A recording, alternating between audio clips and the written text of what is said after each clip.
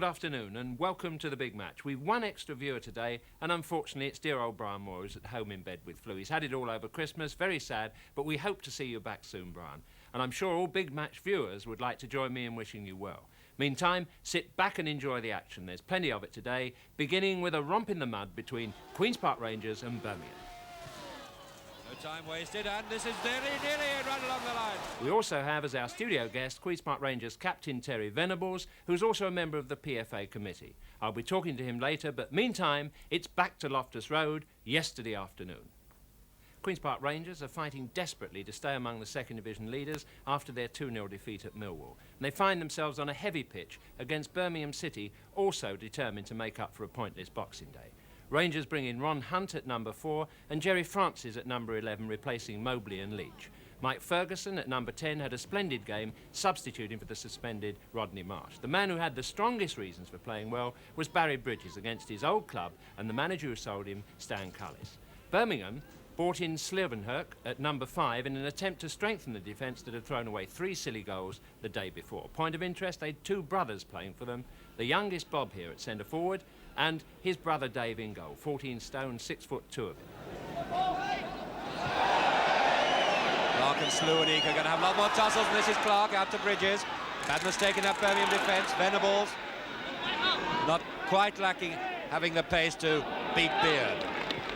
Oh, and a bad one by Beard. Bridges. Clark. Clark gets the first shot of the game in.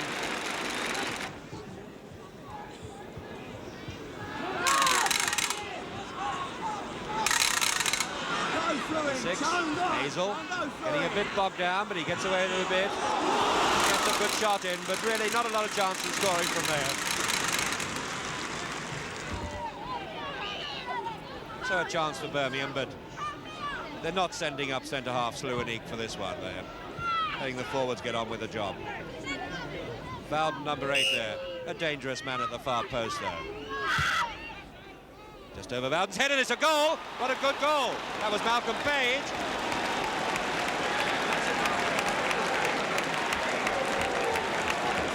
There he is. Number 4, Malcolm Page, putting Birmingham 1 goal up after 18.5 minutes. Hazel not quite in touch with his passes yet today. Good one for Ferguson.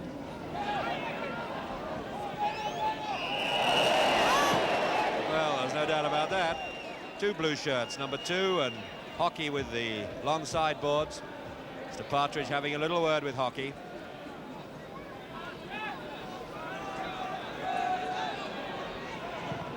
To the penalty spot.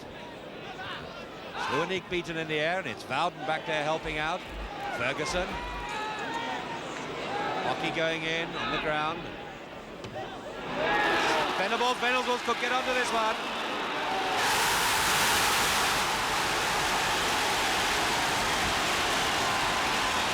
Barry.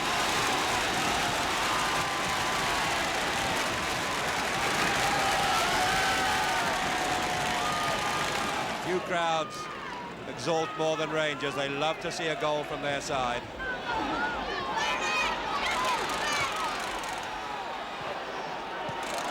Number 10, Ferguson. Hockey. Vincent a little bit slow there, and Rangers pick it up again.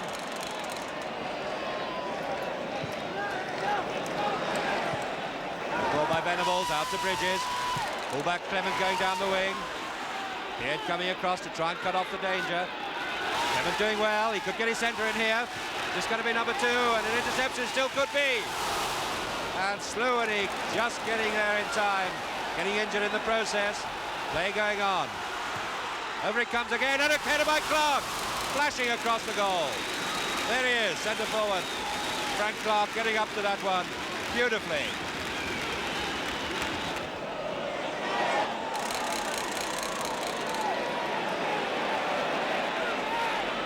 Clement going up on the left wing. He's still there if they want to push it out. Clark decides to go inside. And here it is coming to Clement. And that's not a bad shot!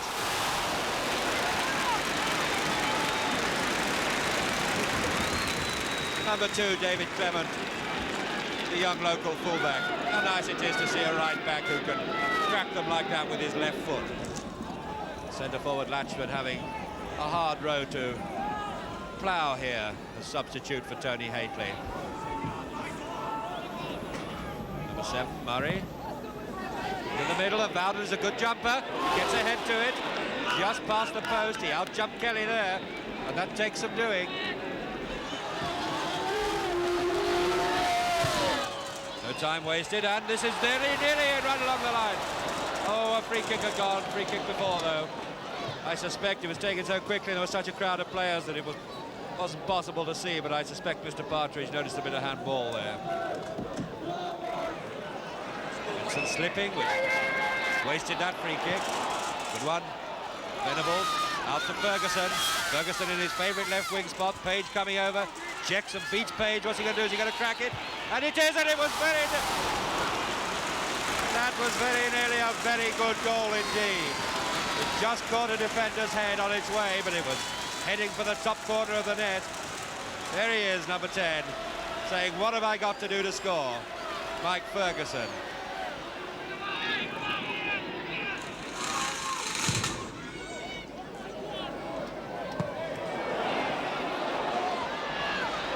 Francis going on his own, and what a good shot and good save, and that's it! Fine goal! Fine goal!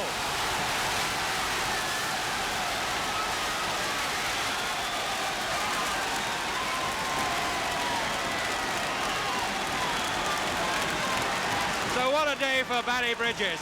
How he popped up there on the left wing, I don't know. But some players have got this absolute born art, others haven't. Well, a battling win for Queen's Park Rangers, which keeps them in the promotion race and up with the leaders. But the man who's leading that fight for Rangers to get in Division 1 is Terry Venables, their handsome skipper. Terry, what's gone wrong with the Rangers recently? Well, I think we're giving a lot of silly goals away at the moment. We're trying to tighten up on this. And as you see, yesterday we gave a bad one away to start with, and we were started from behind, which we shouldn't have been really. When it comes to attacking, I think few teams are more attractive than Queen's Park Rangers when they're on the game, even without Rodney Marsh, who was away yesterday. And of course Barry Bridges plays quite a part for you, doesn't he? Oh, he's playing exceptionally well this year. You know, he's got so many goals. He's so quick around the box that when he's this going, goal showed his terrific speed. Yeah, There's Frank Clark, he wins a challenge in the air there. He's done exceptionally well. Mike Ferguson holds onto the ball. She takes off There's a vicious tackle there, but he stays strong up. challenge, but he keeps it away from him. Plays the ball into There's a lovely first time for it. You must be modest now. That's Terry Venables just flicking it off there beautifully. And there's Frank Clark, who went up and made the challenge in the air. You see, he's come from the right over to the other side of the pitch. And now we just get a chance, as the Birmingham defence get in a bit of a pickle, to see Barry's speed. There he is. He's come from nowhere, as you see. And what we've got to judge is whether he actually plays the ball before the goalkeeper gets a hand on it. Oh, definitely, yeah. Yeah, definitely, he says. I think you're absolutely right. He does get there, which shows his tremendous acceleration, and just pokes it through the goalkeeper's under his arm, under his body into the net. Is he the fastest player you've got at Rangers? When you have the sprints, I mean, who wins them, Barry or what? Yeah, Barry, he wins them running backwards. Just tremendous acceleration. It does mean, of course, that at times he misses goals when he's through because he's going so fast, which I don't think sometimes the crowd appreciate. No, but then again, a lot of players wouldn't have got in the position in the first place because he gets there because he's so quick. He gets in a marvellous position, actually, for the winning goal. Very valuable one for you. Yes. This is where he follows up from ricochets and that so well. He's a bit like Jimmy Greaves in this respect. In fact, this shows a weakness in the Birmingham defence. I wonder whether it's appointed to Chelsea for the cup tie next week. Look at this ball going up the middle. Yeah. You see that two Birmingham defenders both go for the same ball. Both centre-halves there. Neither of them win it, yes. And Jerry Francis shows his determination, carries the ball on. And it's an extremely good shot, a good save, of course, but he couldn't have been it more perfect. Barry crashes him. Look at that shot. With his left foot as well, look at that. Impressed. With his swinger.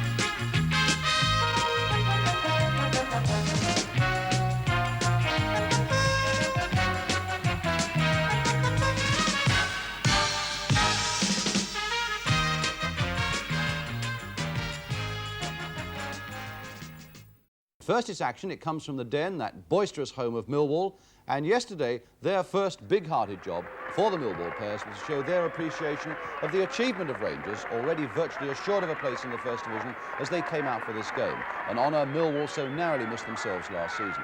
Today, then, the Lions from Millwall field this side for the derby game. Unchanged, least known name, I suppose, is the number 10, Mickey Kelly, an 18-year-old from Erith. Their opponents today, also unchanged, Queen's Park Rangers, with a side that has bounced the club back into the First Division after their one season there in 68-69. Queen's Park Rangers, to all intents and purposes, now in the First Division, mathematically still needing 1 point. Venables, but they've come here still with twin aims this afternoon. They've still got their sights on the Second Division Championship, where Burnley are the favourites. And also they need to clear up a little matter of Millwall having won 3-1 at Loftus Road in November. The ball back there, and a great shot there, just past the post by young Mickey Kelly. Young boy from Erith and only 18, only just in the Millwall first team. But he really had Phil Parkes springing across that Queen's Park Rangers goal.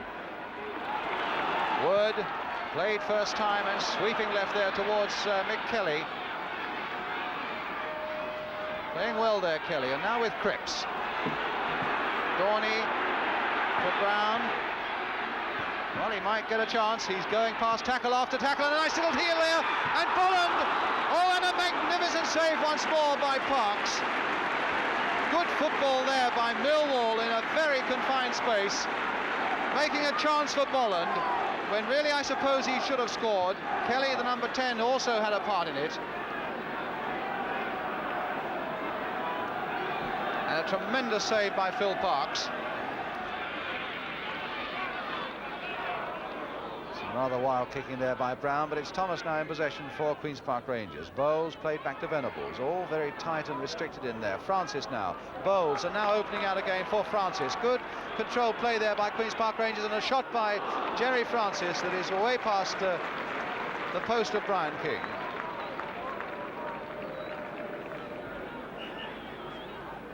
That's the corner. Leach was there. Bowles is right back there, hit a good one. Francis also trying to hit one. Mancini helping it on its way, and that ball is in the net, but it's offside. Givens quite clearly offside, Don Givens. Mancini.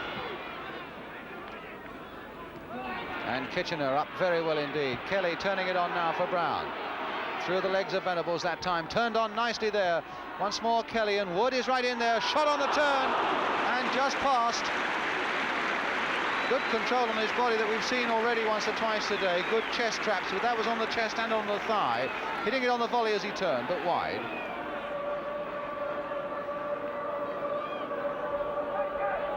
Brian Brown with the free kick. Bolland again, hopeful of leading him first. Harry Cripps trying an overhead. Kitchener there too, and the Millwall crowd behind that goal incensed that there was a handball, but in fact it was a purely accidental one, if it was one at all, in the helter-skelter of that penalty area. And quite right, the referee didn't give a penalty. And still at 0-0, the ball with Watson, and now with Thomas. It's a better looking cross, and it's there by Don Givens.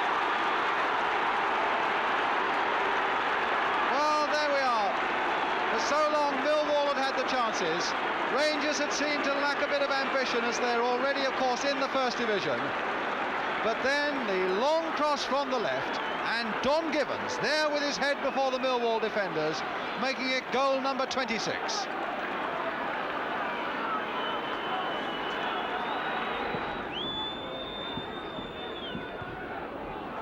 And away goes Bowles. Oh, neatly over Dorney's head. Good play here by Bowles. And alas for him, for the Rangers fans as well. And he's apologising to them. There wasn't the power of finishing there, but that is the final whistle. And it's victory for Queen's Park Rangers that mathematically now certainly takes them into the First Division. They were assured really before they came. The only goal of the game being scored by Don Givens just 5 minutes from the end, making a final scoreline after a very disappointing game really at the Den today that reads Millwall 0, Queen's Park Rangers 1. Well, of course, it's difficult to assess Rangers on that. After the pressures of the past weeks, it's inevitable that they were soft-pedalling a little. So really, it wouldn't be fair to ask Jimmy to say, are they a First Division side or aren't they? But he's got other views on the game in any case. Jim? What was the real question today was why Millwall lost that game, having had so much of the game and yet ended up without a point. One of the reasons was Phil Parkes, a really first-class performance from a goalkeeper. I don't think I've ever seen him play better. Millwall were really on top at the start. This is in the first minute. Young Mick Kelly there, beautiful first-time shot, well saved by Parkes. Promising player, Mick Kelly. He's only had 2 or 3 games for them, and he really showed his ability yesterday. But look at this nice move coming up now. Good play from Millwall. Nice passing, a good dribble there, flicked off. And there's Mick Kelly again with his left foot. And what about that for a point-blank save from Parkes? What can you do if you can't get that kind of ball in the net? But with a goalkeeper in inspired form, sometimes it can be difficult. There's Harry Cripps up the left wing. Looking like a 2-year-old there, crossing a good ball, well flicked back by Order, and you can see Wood here, number 9, trying to get behind it so he can get power. But Parkes has still anticipated it and gone to the left there to make that fine save. And lastly, the most difficult shot of the lot. This is by Gordon Bolland. He's a long way out, but he hits a dipper here, hits it on the up there. Top spin on the ball, and you can see where it pitches, catching Parkes out, but he gets up as he goes down at the same time to keep the ball away from the goal. Really, that was what stood between Millwall and a victory early on in the game yesterday. But what else? Jerry Francis, a player I've talked about before, midfield player for Queen's Park Rangers, son of Roy Francis, who incidentally signed on for Brentford the same day as I did, many, many years ago now. But Jerry really is a complete all-round player. Look at that chest trap there. But also, what he does when Harry Cripps comes flying in. He's so cool, having taken that ball down. His football brain's working at lightning speed. I think he's learned a lot in close play. You can see here his coolness again as he puts it through the legs of an opponent, and also how well he lays it off. Never mind the danger. He's getting the ball back to his own man at that time. I think he's learned from Terry Venables the coolness that's necessary to play in the middle of the field. Prodigious work rate he's got, but look at this close passing here, which would probably measure up to any First Division standard. There he is. He knows where the ball's got to go now, and this is another thing I like about his play. Once he's played it, he's always off into another position looking for the return. There he is now, finally, with a first-class left foot shot there, which just slips past the post.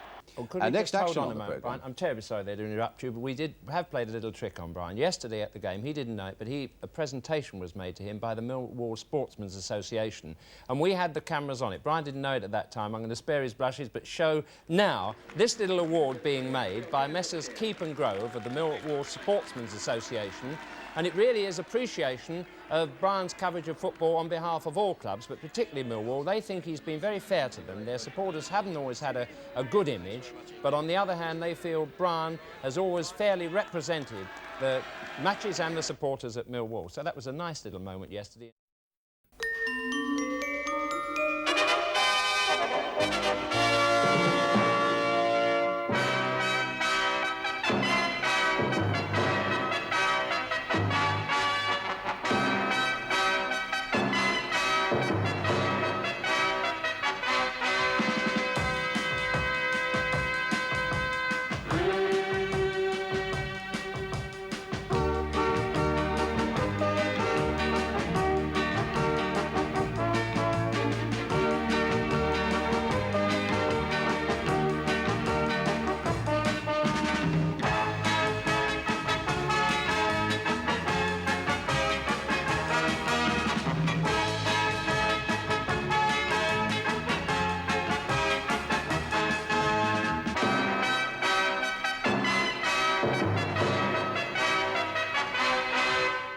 The thrilling battle up at St James's Park, Newcastle, between Newcastle United and Queen's Park Rangers, where David Taylor was the commentator, where the pictures come from Tyne Tees television, and where Newcastle United are in the stripes. His referee, Mr. Jones of Ormskirk, gets the game going, with United attacking the goal to the left. The conditions, a wet and windy day, the sort of day on which defensive errors often are the decisive factor.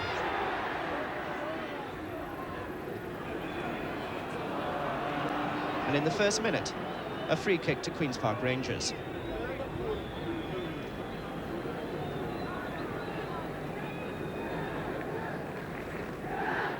Straight back to Rangers goalkeeper Phil Parks.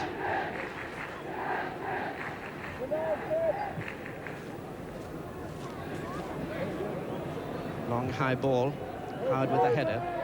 Hibbett. Good play by him. Searching out MacDonald. Hibbett again. Moncur. Smith let that ball run. And now Francis. And that's Mick Leach. Thomas with a shot. And a goal! Queen's Park Rangers have scored in the second minute. A goal by Thomas. Defensive error by Irving Nattrass let Thomas in for that easy goal. And that's really stunned the Newcastle crowd. Cassidy couldn't control that ball. And now Bowles. Thomas.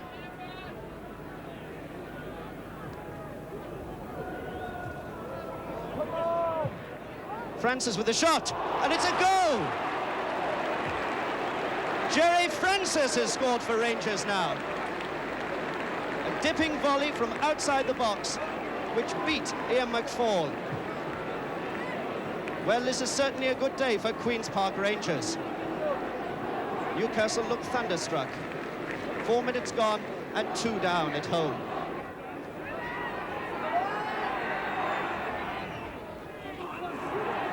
Smith. Now there's a chance for MacDonald. And a great save by Parks. And that was the best chance that Newcastle have had so far. Malcolm MacDonald clean through, but Parks smothered his shot. Frank Clark with the centre. McDermott. And Mancini has given away a penalty. Terry Mancini says he headed that ball. The referee says he handled it. And the Rangers players are really angry.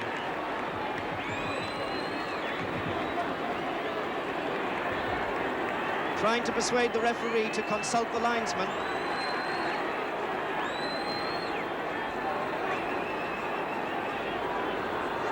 And it looks as if he's going to do just that.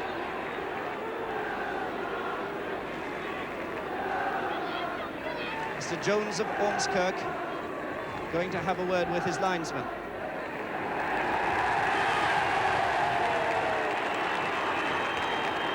The linesman, Mr. Swallow of Sheffield, says the penalty stands.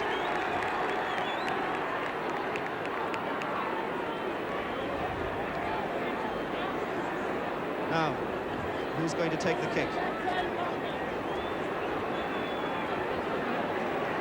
Looks as if it's going to be Malcolm MacDonald.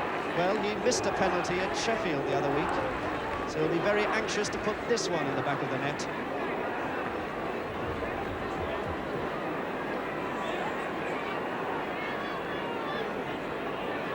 Rangers players are still arguing.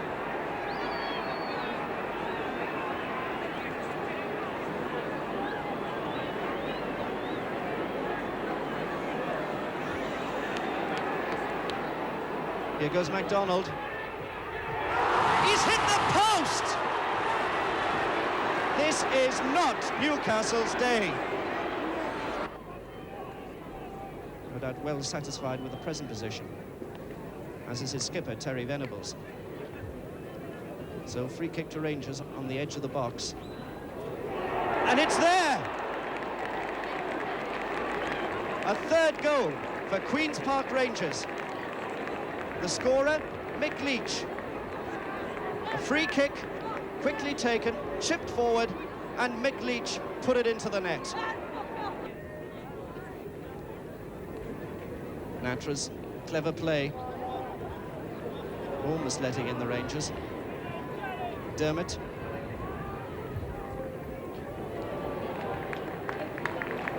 Good play by him. Hibbett.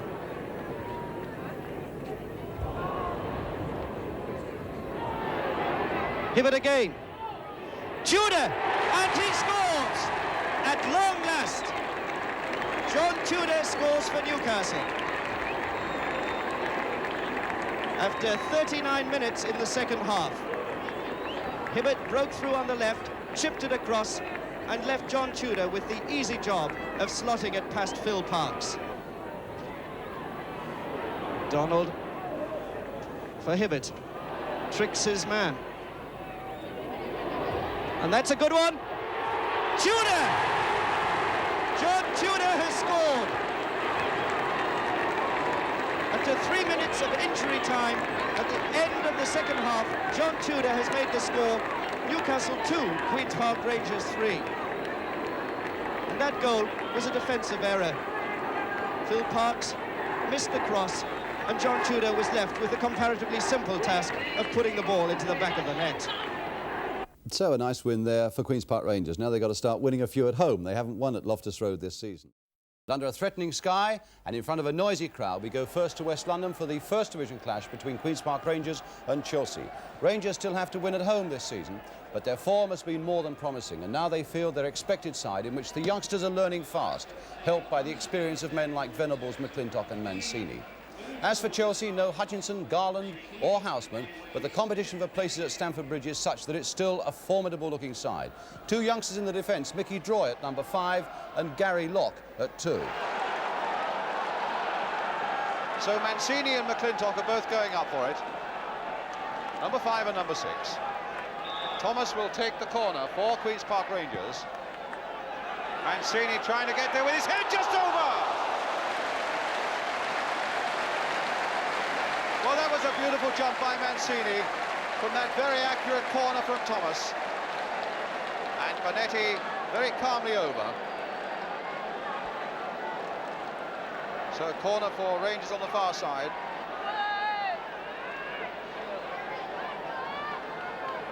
So Thomas taking this one as well. Curled in left-footed. And in fact, Givens. And does it go? It's given. No, the linesman, I think, was flagging, but the referee has given the goal. No, it was disallowed. The linesman there flagging for an infringement. I thought for a moment that Vince James, the referee, was pointing to the middle.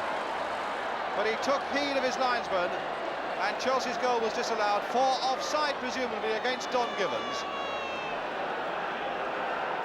So a throw to Queen's Park Rangers. Terry Venables taking it. Bowles. Droy close at hand. Bowles getting it back to Venables. A nice little chip there towards Dave Thomas. And a header there that was just over as well. A good leap there by Thomas, using all his neck muscles on that header as well.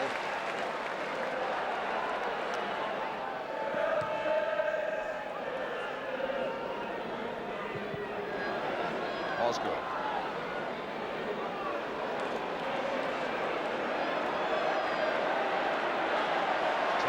For risk there, but winning in the end, beautifully beating Venables and Leach, and there's the ball now for Alan Hudson. Played forward for Canberra, back for Osgood, lusting it against Mancini. Webb following it in. And Locke just keeping it in, taking 2 challenges and still winning. And now he's with Locke for Chelsea. A cross in there, and oh yes, an own goal by Mancini. Well, Chelsea's build-up was magnificent for that. And when it looked like breaking down, Locke performed miracles to keep it going. And the cross really fooled Mancini and left him with a dilemma. And he could only tuck it past his own goalkeeper, Phil Parkes.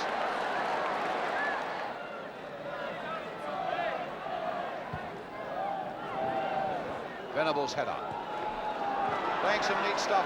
Queen's Park Rangers in little bursts. Givens there finding Thomas. Venables. Mastermind in the middle of the field for them. Hazel. Good looking cross there. Givens was hopeful of getting in there and it fell for him again. Bowles! Yes! The goal is given. Stan Bowles has equalised. Well, Givens, as that ball came across, left well. Lost it for a moment, but it came to Bowles. And Bowles hammered it in left-footed.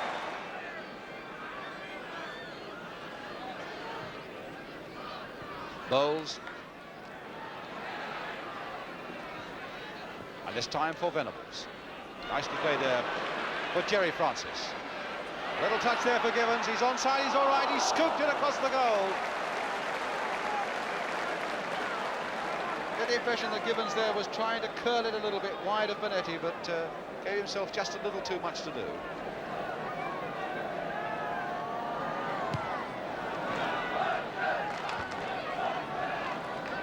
Garner, Oscar.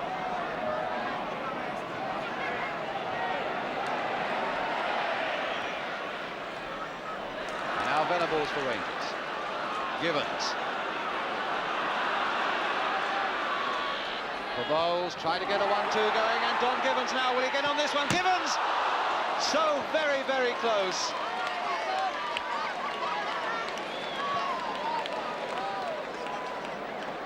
Very good play there between Givens and Bowles.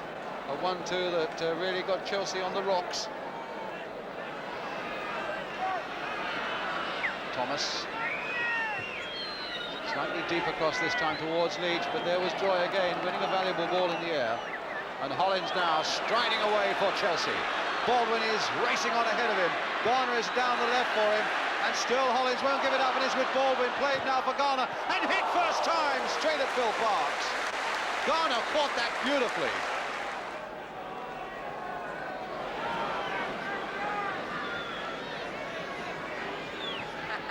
Bowles letting it go for Francis. Oh, well done, Francis, and what a good save there by Bonetti. Certainly a minimum of effort there. He found himself a yard or so and let fly from what, 28, 30 yards? And Bonetti with a damp ball couldn't trust himself, I suppose, to catch it. We're now left with 7 minutes. Webb with the free kick for Chelsea. Garner there, winning a good ball in the air. McClintock getting it away, but only as far as the number 7, Baldwin! And no! Just passed by Kemba.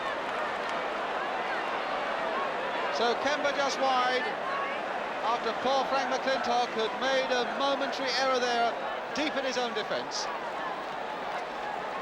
And we stand still at 1-1. So Rangers still have to win at home. An interesting statistic, really, before we go on. The crowd at Queen's Park Rangers yesterday was 30,000, and the club have made such advances that a third of them, that's a good ratio, were sitting under cover and didn't feel the rain at all. And the take from that 30,000 crowd, incidentally, was just on £20,000, and there's a lesson for a lot of clubs there, I would think. Right, let's get down to the football now. And first, what did the Rangers skipper Terry Venables think of his team's performance yesterday, and the fact that they still haven't won at home? Now, we've had 5 games at home now, Brian, and we've had 5 draws. I think the main thing, as long as we're picking up points, I'm not very happy with the amount of points we're picking up, really, but at the same time, I'm very pleased with the way we're playing. We're putting it together, we're playing it with plenty of style, and I feel as long as we have plenty of belief in ourselves, that we'll have no problems. What is the missing link, do you think, now? I don't think there's any missing. Because you played so much good stuff today again. Yeah, I don't think there's any missing link, Brian. I think with a bit of luck, we could have had the other goal once or twice there. But very, very proud of the way the team played. You know, I think many of the boys are young lads, and they was a bit worried they would be out of their company in the first division. But now, after 10 games, I don't think they've got any problems at all. No worries whatsoever. In no way. Would you say, Malcolm and Brian, that that's justifiable optimism from the Rangers skipper? Yeah, I think they're quite a good side, Queen's Park Rangers. I saw them play West Ham. They should have beaten West Ham 4 or 5 goals. And they drew no score that night. They had 3 goals to sell out. That's right. But they got some good players. They got some good forwards, which is very, very important. Who particularly is? Well, Jerry Francis is an excellent player. Stan Bowles is playing well. Givens is playing well. They're really good front players, and I thought they'd be in trouble at the back, and I thought yesterday in particular against the big fellas Garner and Osgood they'd be in trouble, but they didn't. They got away with it, and so I think they'll have a good season. They've got a very good goalkeeper, Brian, as well, Phil Parks. Yeah, well, I don't think that is their strength in actual fact. What is, do you think? I think their strength is their skill. You know, believe it or believe it not, it seems to be overlooked when you come out of second division into first. You need a lot of skill. And I believe they've got it to do well in the first division. My mate's got a bet, Peter Taylor's got a bet, 2 bets in actual fact, that they'll finish above Burnley.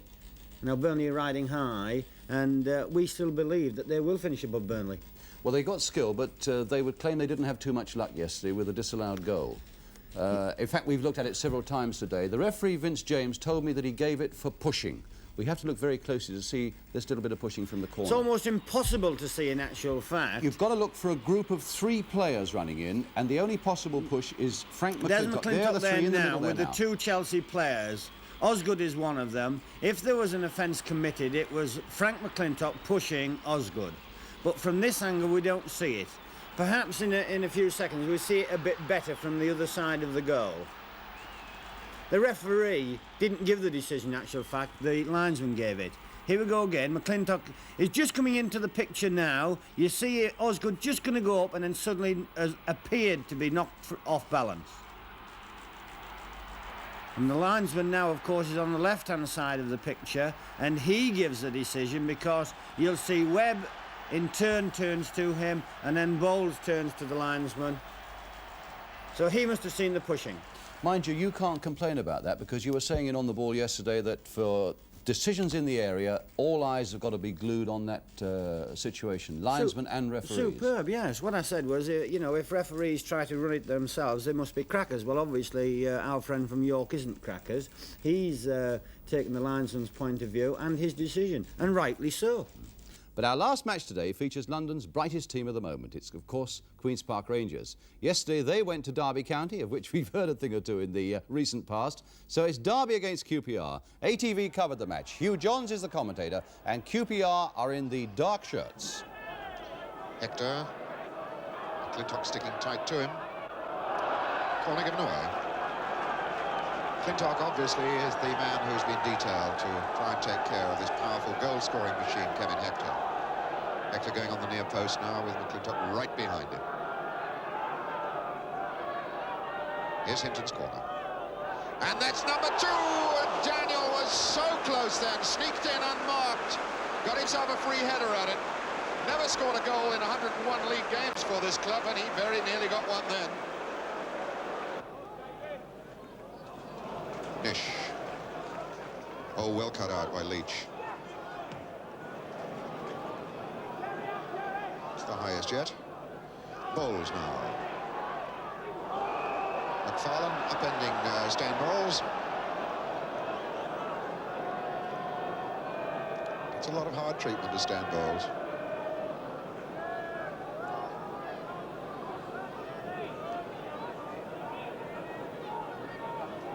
So, Derby haul men back inside their box. Rangers stick 5 men forward now, including Mancini.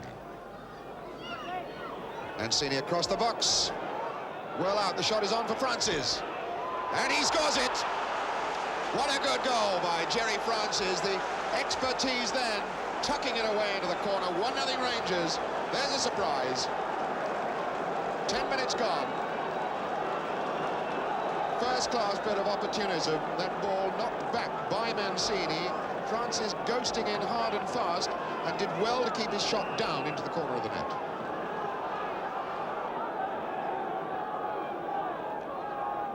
Hinton. Mancini. No messing, just knocks it straight out for the corner.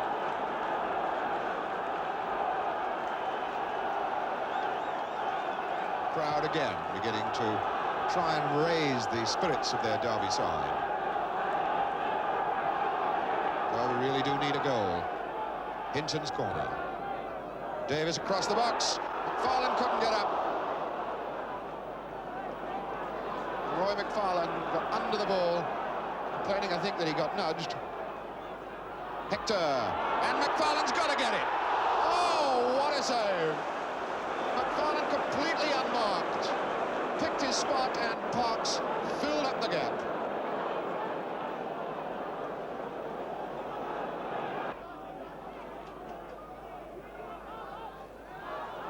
McGovern, and the shot is on for Newton. McClintock knocked it away. Chances on for Hector. Good, honest goalkeeping then by Big Phil Parks. Spread himself and gathered the ball beautifully.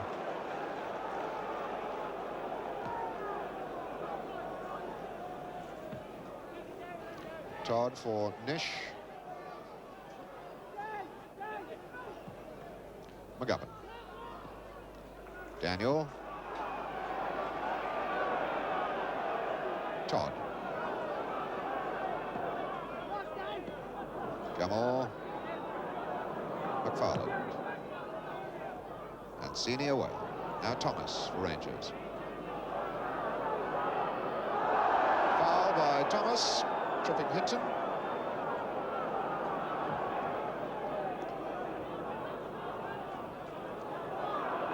Hinton. Under it is Hector. The punch from Parks was positive.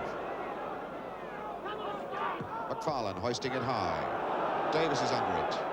The shot is on for McGovern. Oh, that really was unlucky. Dropping ball, hit on the volley. Kept his head, kept the ball down, but just wide of the target. Foul, cuts it out. Clement as far as Leach. Newton taking it on. Gammell. And it breaks for Hector. And it still won't go in the net. Gibbons knocking it on for Bowles. On again for Gibbons. He's on his own, there's nobody in the middle. And a corner kick is what he earns out of that particular dash. Gibbons having to go alone then because Rangers were still coming out of defence. Now with a set piece, they do venture to throw men forward. Mancini's number 5, number 9 Leach, number 11 Don Gibbons, hands on hips. On the line, Stan Bowles. Thomas with the corner. And that's number 2, Stan Bowles. Oh, what a gentle, simple goal. 19 minutes into the second half, and Stan Bowles makes it 2-0 Rangers. A set-piece move. Thomas, the corner. Number 11, Gibbons, gets a little tiny touch with his head, and there's Bowles on the line. The easiest job in the world to score. McGovern for Hector. Hector sweeps past one. Too many people there, though. And he points to the spot. Referee Jolly points to the spot for Mancini, knocking down Hector. And Venables, Mancini, McClintock, you can see the expressions on their faces. Astonished, disbelief, angry. Mancini, the angriest of the lot. He's the man who brought him down.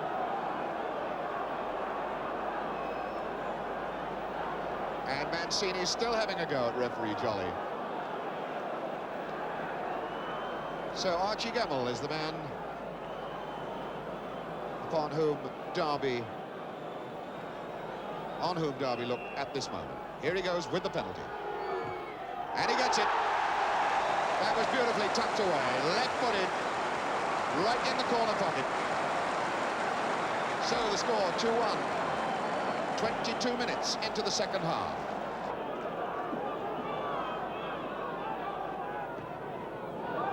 Parks comes.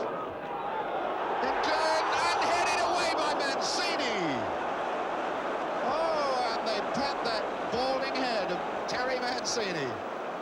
Well, he gave away the penalty, but he certainly at that moment prevented Hinton equalising for Derby. So Queen's Park Rangers now lying 8th in the First Division. Brian, did you spot anything about Derby County and their attitude or their play that had changed since you were there? Frustration, obviously, because they were 2-0 down, and perhaps the 3-0 defeat in midweek didn't help. And a slight breakdown in discipline. You know, what would cause a breakdown? Well, you have to keep on to players about discipline in every aspect of the game, and if they, if you forget to tell them something in a couple of weeks, they tend to forget it. Yeah.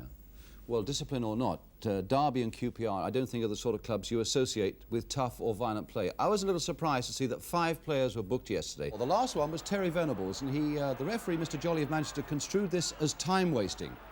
A very nice little picture coming up in a moment that I think you're going to enjoy. Terry looking for a Rangers man to pass to. Mr. Jolly now coming across to say, I'm going to book you for wasting time. And look at Venables. Different class he is. And then when the referee starts to put Venable's name in the book, I don't think he can spell Terry's name properly, although Terry, goodness knows, has been in the game a few years. A-B, he's saying. V-E-N-A-B. I think that's very harsh, that booking. Harsh booking, he says. In our studio today, two managers, Malcolm Allison, who won for the first time yesterday, well done Mal, and Gordon Jago of Queen's Park Rangers, who now, of course, has got used to winning. But first today we go off to Loftus Road, and it's there that the new Queen's Park Rangers flag is flying proudly on this grey afternoon, as indeed it should be. Rangers now quite properly identified as London's leading First Division side. But first, let's catch up on the teams for today's games, teams that are led by skipper Terry Venables for Rangers on the left and Mick Coop of Coventry. Rangers field the side that smashed 8 goals past Sheffield Wednesday in the League Cup tie in midweek. It's their strongest side, and the substitute on this occasion is young John Delve. So Queen's Park Rangers then have no worries at all, which is more than can be said for their opponents today, Coventry City, because they've had a month without a win. Their only consolation is that defender Wilf Smith is back after missing a couple of games, although he's named only substitute by manager Gordon Milne. Rangers, of course, have set such a standard for themselves with their goal-scoring spree over the last 2 or 3 weeks. The fans come here expecting goals. Mancini, the number 5, right in there again, has won some very valuable balls in the air. Here comes the corner now. A low one this time. Touched in, and Bowles, yes! Bowles has scored. In many ways identical to the one he got at Derby last week. On the goal line, touching it in as the corner comes over, hit low, touched on, and Bowles there at the far side. And that's 1-0 to QPR with 6 minutes gone. Alderson back for Mick Coop, and Clements chesting it very confidently. There's the sign of a confident player again in a confident side. And what a good throw again by Phil Parks. Clement just keeping it in, and Rangers setting up another move. And in goes Leeds with a great chance. Turned it back again. A cameraman goes flying. Glazier goes flying, and Leeds could well be hurt. Those metal boxes that are always a cause of problem for players. One can't deny that the cameramen are doing a valuable job there for the game as a whole, I think, as well as for their papers, but one wonders why they have to sit on boxes like that, so close to the byline, which could be a really serious source of danger for players. Inside this time for Colin Steen. Hutchison. Maguire, a lot of good movement about this game. Here's Coop joining up with the attack now for Coventry City. Cartwright on the far side, looking to cross it, finds he can't. Everybody wanting it in this Coventry side, which is a good sign for them. Maguire getting it, Cartwright winning it. Well, at the moment, Rangers can't get a sniff of the ball, and here's Coop. Crossed in again towards Colin Steen, but beaten in the air by Mancini. There's a shot, and a brilliant save by Phil Parks from number 8, Brian Alderson. Beautiful piece of football there again. Coventry patiently waiting for the right sort of opening. Found it with Alderson, and he was denied superbly by Parks. Venables. Francis. And now Bowles. Clement. Oh, and he hit the post. That looked as though it must go all the way. But Clement picked that spot so well, wide of Glazier, and was so unlucky. Rangers have shown several times this afternoon how well they can break quickly out of defence, but not on this occasion. But it's Clement to Leach.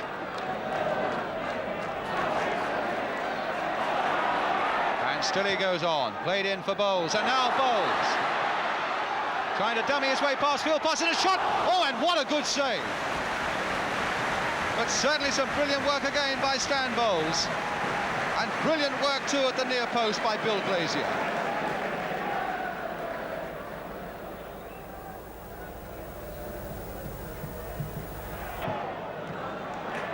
But now Rangers again with Gibbons. Thomas is free on the far side. Gibbons wanting to go his own way, and still going his own way, Gibbons, and still there. Can he do something with it? There's, oh, now Thomas, just over. Well, between them, the three of them nearly fashioned something there. Gibbons, tremendous run going on and on.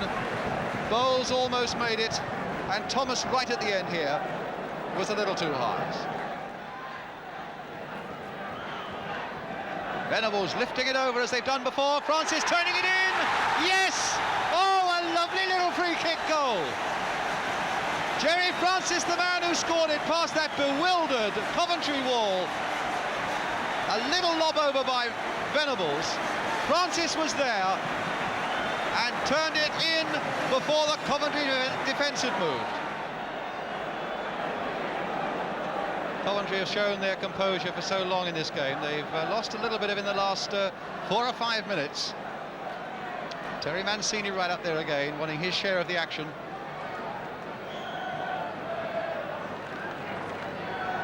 So now Venables with the free kick. Floated this time deep and straight in!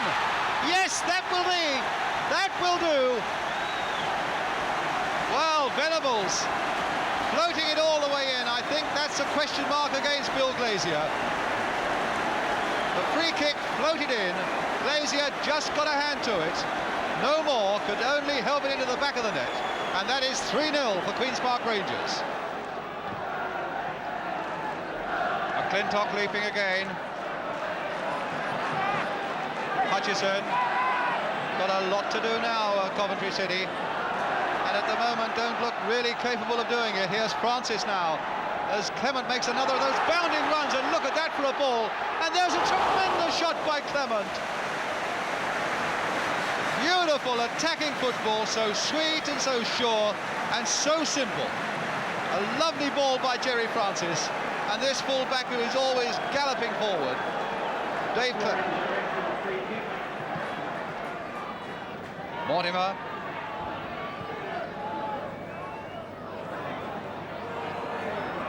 And Cartwright turning it through once more. Alderson is there, and he's hit the top of the crossbar. And Steen going in on Parks. And the big amiable giant goalkeeper there for QPR, happily brushing away that assault, but a very good flying header though by Brian Alderson. A bit unlucky there.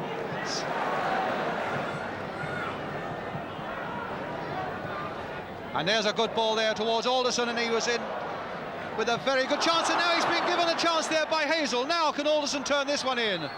Headed away by Mancini. And now Hutchison, struck and knocked away again by Mancini. Well, that were two tremendous pieces of defence there by Terry Mancini, making up for what was lacking in others. Because Rangers let Alderson through and let Hutchison through, with Hazel very much at fault, and Mancini doing wonders, and Terry Venables looking round in absolute surprise at that fantastic number 5 of his, Terry Mancini.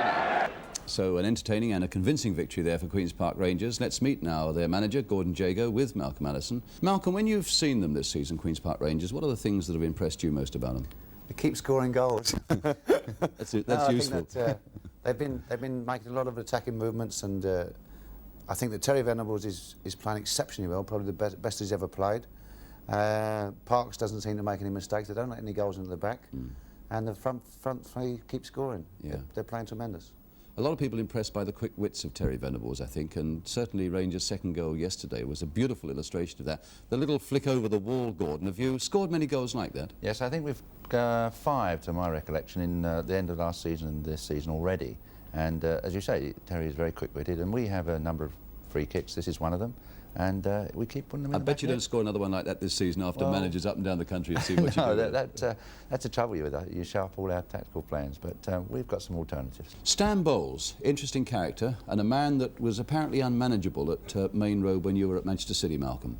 Well, I think that he was in a bad environment in Manchester. He was always tremendous potential player, and you know, he was probably the best youth player we had at Manchester. Was he a wild lad there? Well, I think that Manchester was a town whereby he got mixed up with a few people that weren't good for him, and he didn't really work at his training. And I used to get terribly annoyed because I knew he had tremendous ability, and I hated to see him waste it. So you're not surprised to see how well he's playing now? No, I always knew he was a good player. I mean, his first game, I think he came on as a substitute. He scored 2 goals in 45 minutes in the First Division. Is he in any way unmanageable now, Gordon? Not at all, not at all. I think that, as Malcolm has said, that he was in the wrong environment in Manchester, and I think Ernie Tagg, the manager of Crewe, one of the clubs that he moved on to, had a great influence upon him. I think he made him realise that he had to improve his ways. He's always had the ability, as Malcolm has said, and no, he's tremendous for us. You're 7th in the table. Have you a potential championship side, do you think, at Loftus Road? Oh, I think it would be too early yet. I mean, but you never know your luck. As Malcolm said, we're playing with tremendous confidence, and no one can tell. But I would be over the moon if that happened. I wouldn't think we're quite ready yet at this particular stage. But now we move straight on to our 3rd game today, and it's Leeds United, the First Division leaders, against fast-rising Queen's Park Rangers. A difficult pitch, but some excellent action. Pictures by Yorkshire Television. Commentator Keith Macklin with Leeds in white. Venables quickly finds Givens. Givens has another chance. Bowles. Thomas, a goal! Beautifully taken. Queen's Park Rangers deserve that. They've played adventurous football when they've had the opportunity. The ball coming up quickly from that Venables free kick and laid at the toe of Thomas, who hit the low one past Harvey. So Queen's Park Rangers go into the lead. Harvey down towards Bremner, but Clement is behind it. Francis flicking it on for Venables. Clement. Bowles is asking for it, but he won't get it just yet. Now, flicked on to Leach, to Bowles. Good football. Bowles right through. Still not cleared. It's Lorimer whacking it away into touch as once again the Leeds United defence was rocking. Good football by Queen's Park Rangers. It's not impossible to play football on that pitch. Queen's Park Rangers are proving. Venables, Bowles. 1 minute of injury time. Francis to Leach.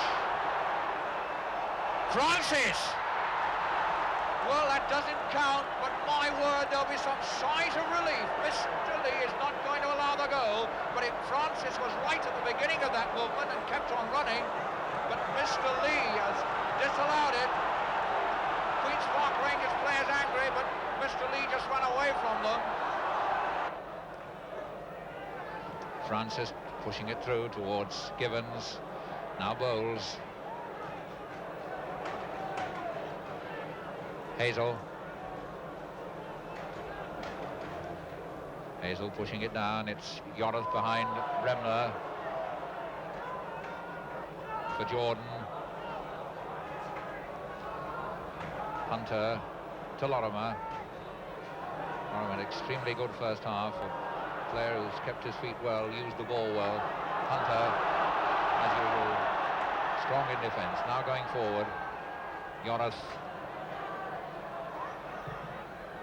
Coming through to Jones. Back for Bremner.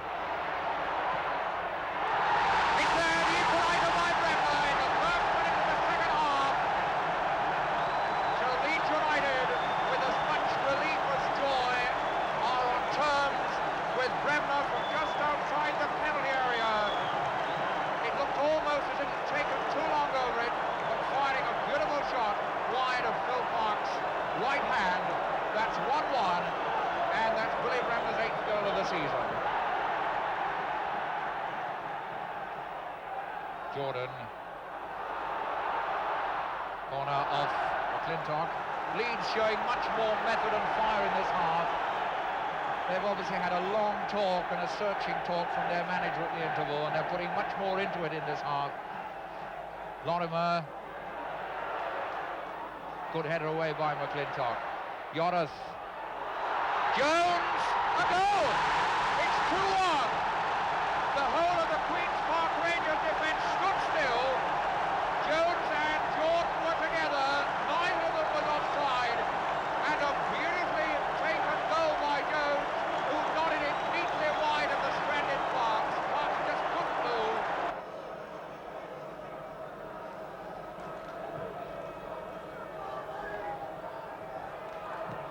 Hunter. Mancini. Thomas to Francis. Bremner with Francis, helped by Clement, won it. Clement leaving it for Bowles.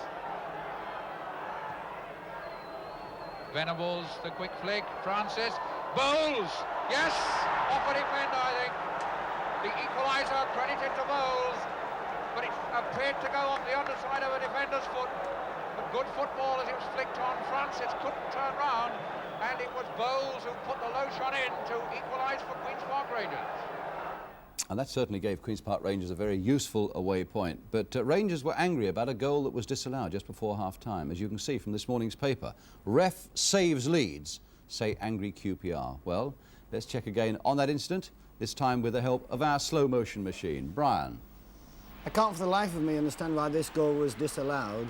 There's Francis in the centre of your picture, playing the ball to his colleague number 9, who lays it forward immediately.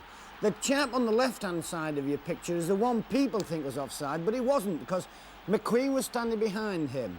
Ball laid into the penalty area, Francis finishes the movement off into the back of the net, and no wonder they were angry with the referee, because as far as I'm concerned, that looked a perfectly good goal.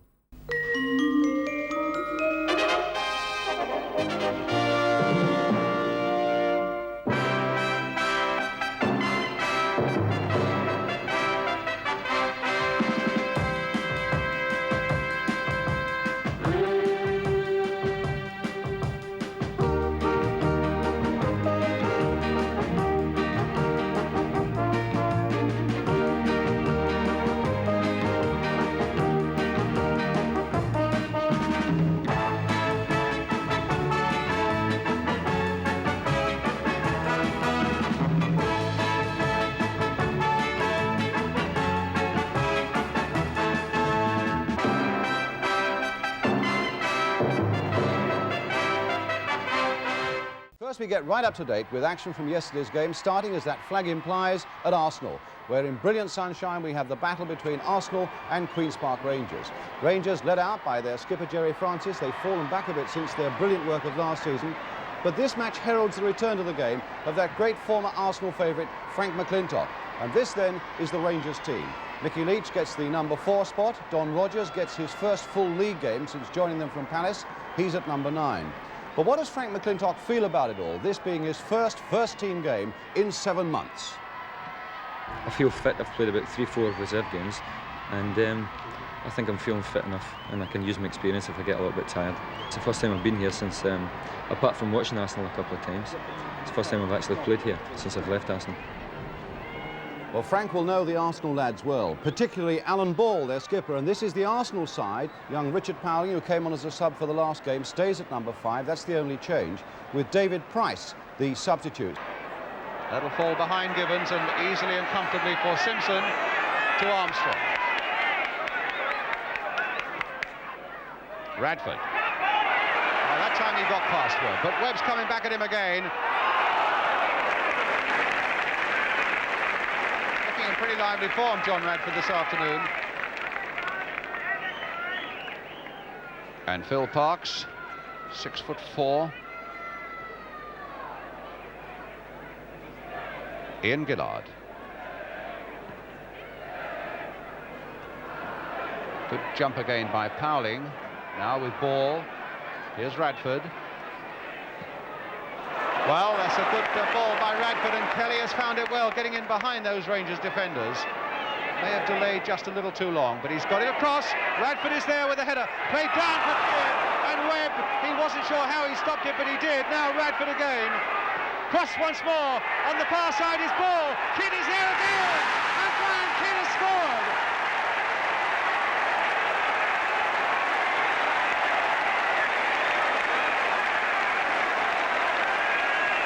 Oh, that has delighted and brought Highbury to life. And it was there so long. Charged down by Webb in the first place. And when the ball came out again to Radford, he put it across. It was nodded down by Ball. And Kidd finished it off. Webb, Gillard, or rather Thomas now. Chipped in again there. Bowles is there with a header. Oh, and that very nearly got past Rimmer. Here's Francis, and Rimmer turning that behind for the corner.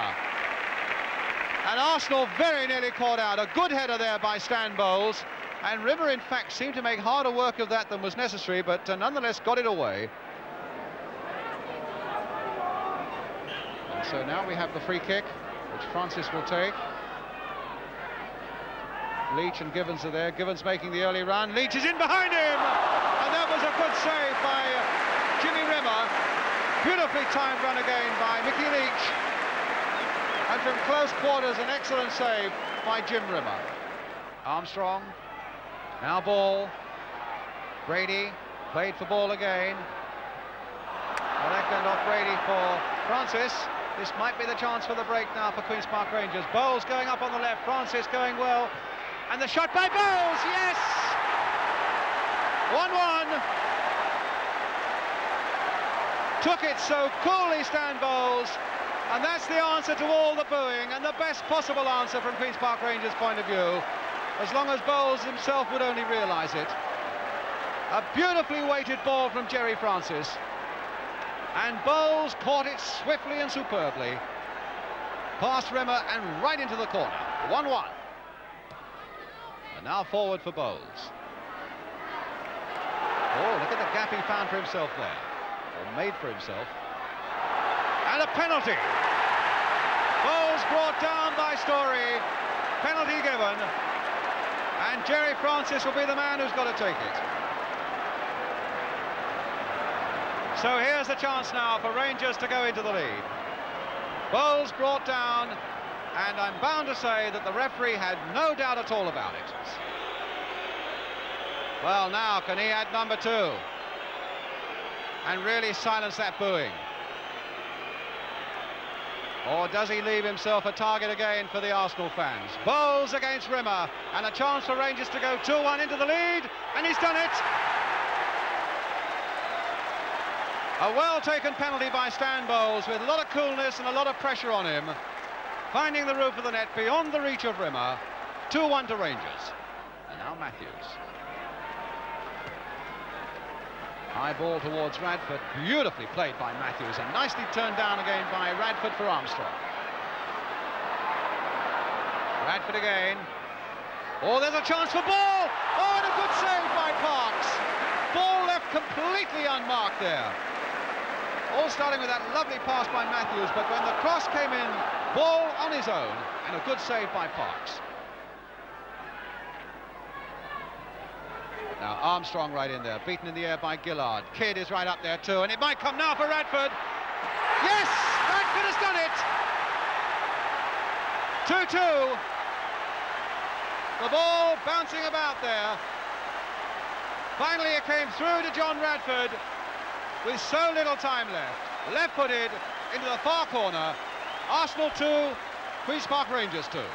Now let's meet our 2 guests today, Alan Ball of Arsenal and the man who scored both the goals for Rangers yesterday, Stan Bowles. And I think the first thing we must do, gentlemen, is to clear up an incident that all the fans have seen already, and the papers picked up again this morning, pictorially. This one here, right early in the game. Alan, what was all this about now? Eddie Kelly injured there, but here's the incident we're talking about. There. He's got the Alan? wand. Yeah, he's got the wand out again, and the left foot. I went to pick him up there, and he was obviously upset with me for tackling him like that. Why was that, Stan? Well, it was early in the game, and I've got a bad left ankle. And Alan caught me right at the bottom of my left ankle, and I was a bit annoyed at the time, you know. Is there any sort of lasting animosity between you? I mean, you seem fairly relaxed and friendly in the studio today, but I mean, is this something that's been going on? Not whatsoever. He's a good player. You've got to. There's ways and means of getting at players, you know. You've got to try and upset them a little bit, you know, and you've got to try to do things to them to...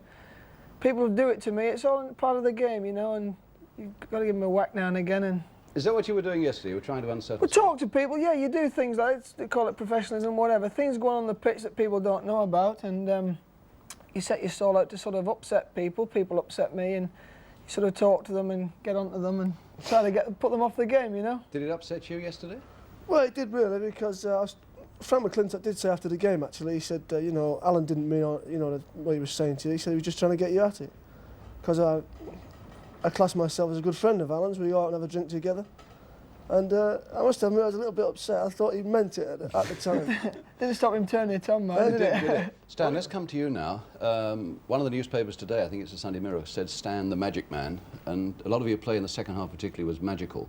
Was that as good as you've played all season? Yes, that's the best I've played this season. I've not been playing too well. I played quite well in midweek in the 4-0 defeat by Newcastle, but that's my best game by far. Is that you're getting on top of the problems you've had, or what? Yeah, for the first time in my life, probably the end of last year and the beginning of this year, I was letting outside problems affect my game, probably, but now I'm getting rid of those problems and just getting down to playing football. You see, I'm sure the Rangers fans there yesterday and neutrals everywhere were really delighted with the way you played. I know Les Cocker, Don Revie's right-hand man, was there as well. And yet they are mystified as to how it is that you have these little things in your career where, you know, you don't turn up or you miss training or whatever. Can you explain that? No, I can't really. At the time, I think whatever I do is right and I just do it. And yet it upsets people who want to support you. They want to say Stan Bowles is great and he's good for England, and yet they're worried about, you know, your behaviour in these sort of matters. Are you putting this behind you now? Well, I think so, yeah. Only time will tell, obviously, but I think so.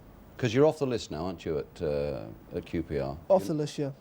Do you intend to stay off the list? Yes, I intend to stay off the list this time, yeah, for definite. Have you got your eyes on this match against Czechoslovakia coming up later this month? Well, as I say, I haven't been playing too well, you know. Really, that's the first time I've put it all together yesterday. So I wouldn't really be, you know, I'm hoping, but I'm not too optimistic, really. Stan, it was lovely to see you in such good form. Now our third match as we follow the fortunes of the exciting Queen's Park Rangers side that started yesterday at the top of the First Division. They were away to Coventry City. The pictures come from ATV. The commentator's Hugh Johns. Queen's Park Rangers are in the red and white halves. Francis. Lloyd. For Coop. Mortimer's going through the middle. That's a beautifully flighted ball for him. And the shot is on for Holmes. Drove it well. Really fired that one. Well, that was a fine bit of attractive attacking football from Coventry. And they haven't done with that move yet. Brogan knocks it in again. Green. And the cross. Oh, that Rangers goal is bearing an absolutely charmed life at the moment. Cross very nearly getting that one. Mortimer to his right. Green goes on running. Fox came wide. Masson. Thomas is all right. He's gone through for a goal here. No, in fact, it's going to be Don Gibbons. Will walk one in. 1-0. A most remarkable whack back by Queen's Park Rangers. 4 minutes into the second half. Don Gibbons, this what a goal-scoring week Don Gibbons has had. That's goal number 5 for him this week. The first one here today. That ball knocked out Thomas, ghosting through Coventry, who were looking for the offside. Linesman kept his flag down. Thomas went on alone. Might have tried one himself. Looks, sees Gibbons, feeds him a perfect scoring chance.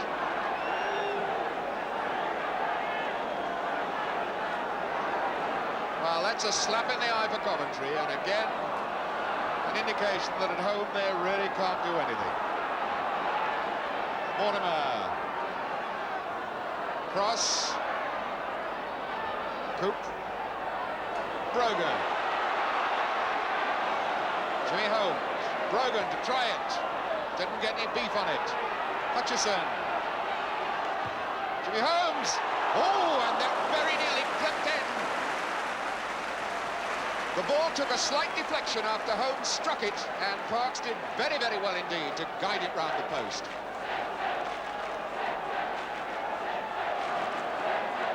All Coventry get out of a corner, their third corner of the game. Looking for Lloyd's jump. And Hutchison, and it's knocked away. Tommy Hutchison, ball bouncing down to him, and Rangers defenders angry amongst themselves for making a right boo-boo of that situation.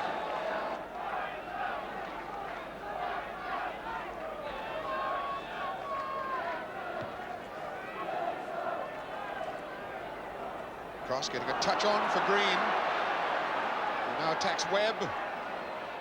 Mortimer. Cross! Oh, he did that beautifully! A goal of sheer perfection. 1-1, 14 minutes into the second half. As good a goal as Dave Cross will score at any time in his life. Entitled to look happy about that one. The attack, which he initiated with his header down the right side. Finally, the ball struck back to him. He turned, struck it in one beautiful movement, and Parks had no chance. Gillard back for McClintock.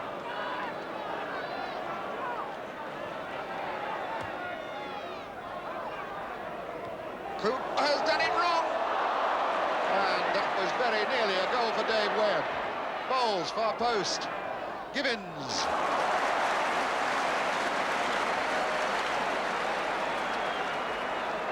Bit of a let-off then for Coventry. Thomas with a lot of space in front of him to attack.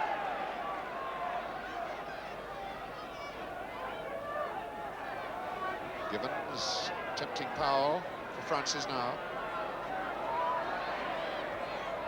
The 1-2 work for Francis. Oh, one feels that Francis might have done better with that free gift that finally came to him.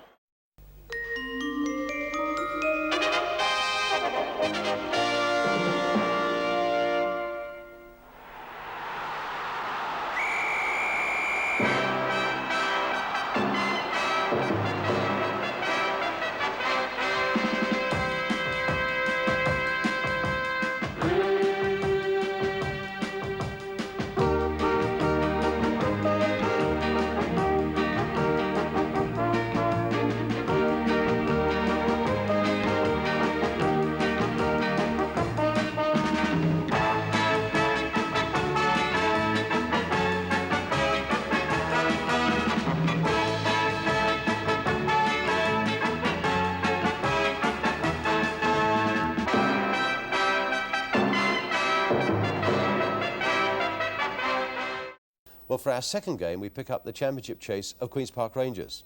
Not really been a very good week for Rangers. We saw how they were held at home to a goalless draw last week by Spurs. And, of course, in midweek, they were dumped out of the Football League Cup by Newcastle United. And now here they were, off to East Anglia to take on Ipswich without the injured Stan Bowles. So it really was a test for them, captured by Anglia's cameras. Commentator Jerry Harrison. QPR are in the red and white half shirts. Well, that seemed to be Leach getting in the way of Beattie, but there was no blow. Beattie couldn't get that, nor could Leach. And now here's Hunter. Mills. And McClintock in trouble. Wymark. And the whistle has gone.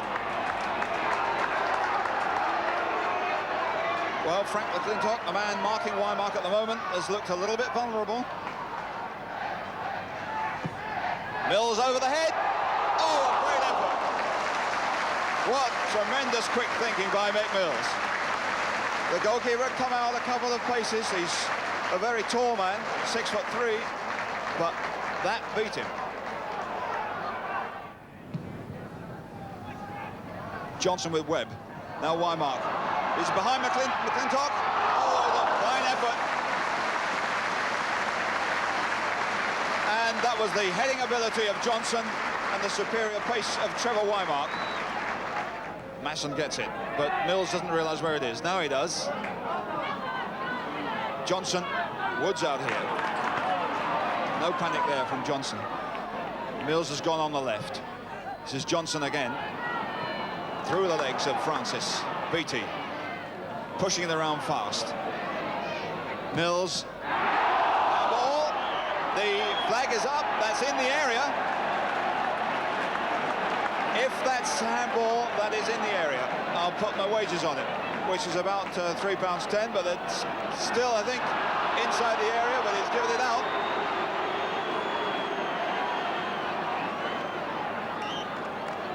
If it was handball, Don Masson doesn't think so. Anyhow, here's Mills with a kick.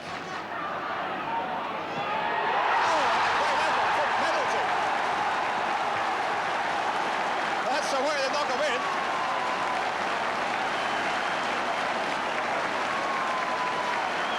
And that's what you call coming up in support. John penalty as Mills took the kick. It was still making his way up. It was headed out but penalties coming in at a rate of knots. Bang! And Parks, with all those players in front of him, never had a chance. Wymart can't get it. And Osborne going forward hard. They're much the more aggressive side, and it's bringing results. And Woods doesn't know where it is. Against McClintock. And there's a free kick being given after these argy-barges, with Mills getting involved with the England captain, and really this isn't what we want. And we're going to have a player booked here.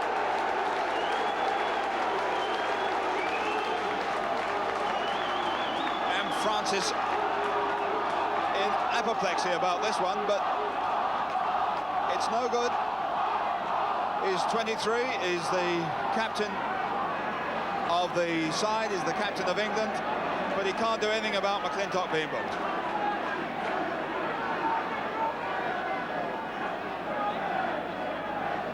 And Mills was involved in that one somewhere, but quickly got out of the action very fast. Clement to Francis. Woods a little bit late on that challenge. Francis, a bad ball from Clement. Francis had turned his back now, and Wymart going at his man. Woods, Burley on the right, butts away from Francis. Can't get by Webb, though. Mills, good play to Beattie. Mills again. Working well for each other, trying to drag Rangers out of position. Woods, bit of space. Burley out here with even more. Well, sympathy for him, particularly as he's now got to get back as Thomas runs at Wymart. And still Burley isn't all the way back, but it's Wymart in the right back position. Masson, Beattie's there with Leach. Masson's still there. Givens out on the right. Oh, now Givens is in an excellent position. It's a great effort. That's a first-class goal from Don Givens. Well, as the ball was pushed over from the left, Masson had time, apart from a couple of nudges, to get it out to Givens, waiting out there, wide on the right, jinking inside a player, and then with the left foot, wide of Cooper, for an excellent goal.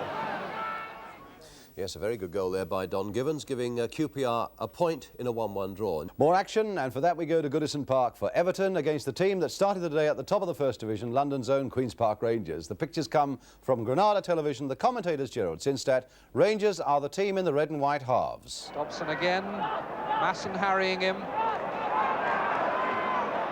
Lyons. Hollins' tackle didn't take, and Lyons, let's go!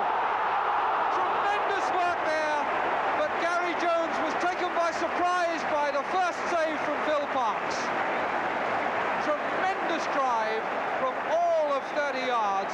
Parks, on the edge of his 6-yard area, did very well to get down and block it with his arm, and Gary Jones following up, couldn't get it in the net. Francis. Thomas. Clement got into a good position and was given a good pass. Nice little chip across too, and there's the goal from Bowles.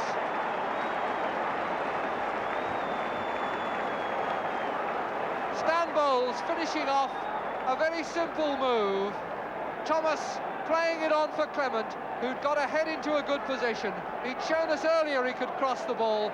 That time he played the little low soft dink, and Stan Bowles was running round to tap it into the net. Oh, there'll be a lot of thinking going on those benches. That's Steve Burtonshaw on the right there with the moustache, the Everton coach. Gary Jones. Goodless. Parks gets in a punch. The header back in, and it somehow reaches Parks. Parks punched it out. Dobson headed it back in, and there was a deflection which took it straight into the hands of the goalkeeper. Goodless.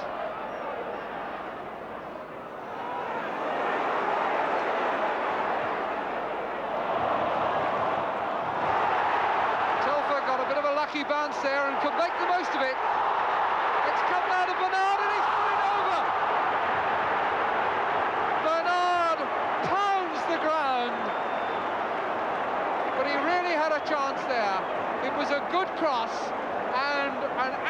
Emphatic leap by Parks, punched it out, but straight to Bernard, and Bernard struck it well over. All back, I would guess, about 8 yards. Masson. And with his first touch of the ball, Leach puts it in the net.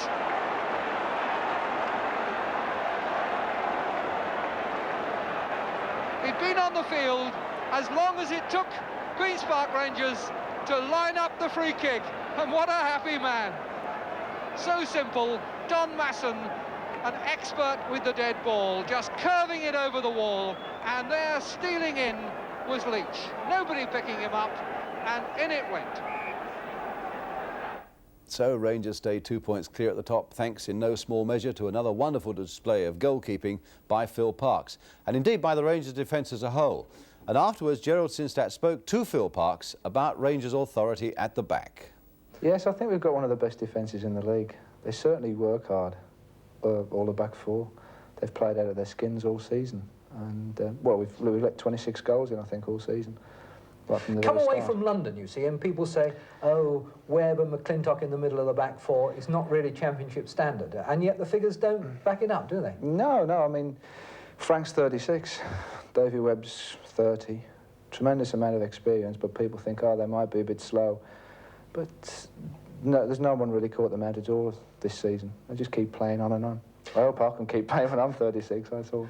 Well, now, what about your own form? You're clearly playing very well this afternoon. Probably this is the best season I've ever had. Right from the very start, in pre-season training, I worked very hard to try and improve my game, and it seems to have paid off all season. Phil also pointed out in that interview, and happy to do so, I'm sure, that Rangers really see themselves as championship material now, 4 at home and 3 away to come. We pick up the action at Loftus Road. Queen's Park Rangers against Manchester City, where our 2 guests today both laboured under something of a handicap. Don Masson with a swollen right ankle, you can see the strapping there under the sock, an injury he'd received in training earlier in the week. And for Manchester City, of course, their skipper Mike Doyle, who comes to this game suffering from German measles that was already attacking him when he played for England on Wednesday. Now the 2 teams, Queen's Park Rangers without fullback Dave Clement suspended, so Don Shanks gets his first game of the season. Skipper Jerry Francis is back, having recovered from a heel injury. Mick Leach is the sub. So that then is the Queen's Park Rangers lineup. But what about Manchester City? In their side is a 17-year-old Gary Owen at number 8, only his 2nd game. Colin Bell and Dave Watson both missing still, a team that is lying 6th in the table.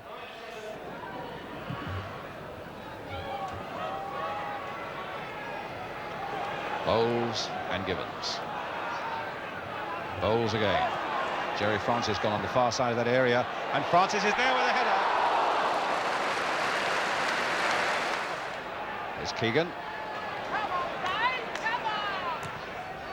Royal. It's Masson's. Nice ball there, beautifully weighted there by Masson for Francis. Equally so for Don Gibbons onto the left foot.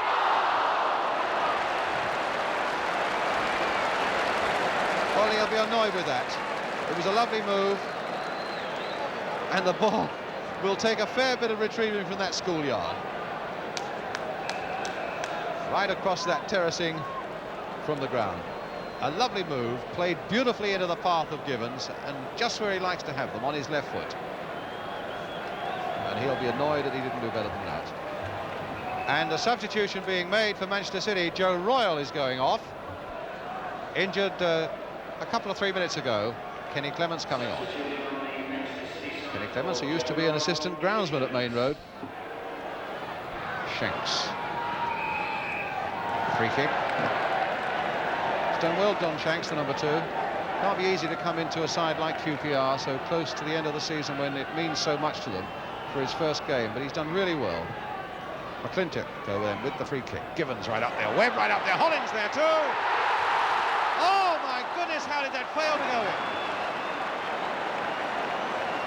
Beautiful break by Rangers. Hollins was right on it. It looked to be going into the goal, hit the post, came back.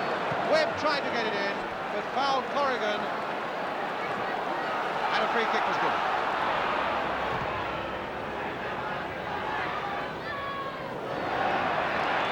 Manchester City foul.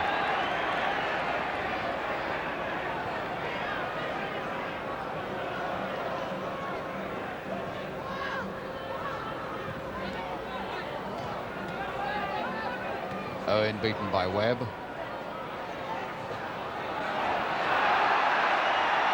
Owen again, but beaten this time by Masson. Bowles beating Masson again. Gibbons might get to this one. Now, plenty of Rangers players are up. Dave Thomas is one of them. Jerry Francis has gone to the far side of the box. Bowles letting it run. Across the goal there. Oh, and against the crossbar off Alan Oakes. Bowles says, what have we got to do to score? Alan Oakes clipping that one, and the ball going past Corrigan and against the City crossbar. Bowles. Francis. Bowles again. Francis again. Gibbons in the shot. Oh, a magnificent save by Joe Corrigan. Well, it was delicate play inside the box there, and it fell to the left foot of Gibbons. A tremendous shot. And a very good save.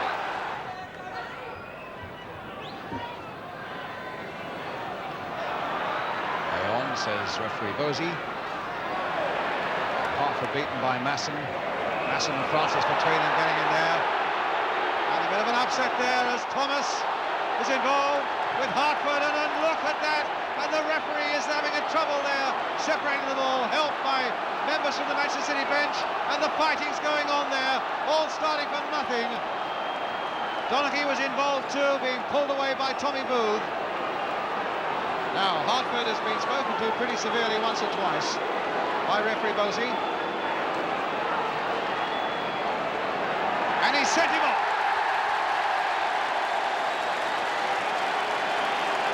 Hartford has been sent off.